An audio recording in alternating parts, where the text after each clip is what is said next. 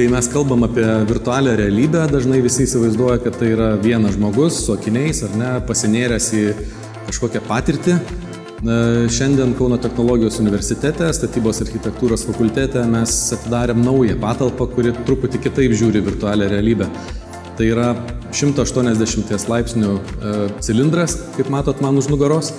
Na ir šitoje erdvėje ne šiaip vienas žmogus gali patirti virtualią realybę, bet grupė žmonių. Jie gali kartu pasivaikščioti po kuriamą projektą, arba jie gali apsilankyti statybos aikštelėje, pasižiūrėti, kaip vyksta statybos procesai, technologijos. Jie gali nukeliauti į bet kurią pasaulio vietą, spręsdami kažkokius globalius iššūkius, sakykime, miesto atstatymą po griūčių, po katastrofų. Aplankyti gali vietas, kuriuose būtų jiems labai rizikinga nuvykti fiziškai, arba būtų tai tiesiog pernelyg brangu.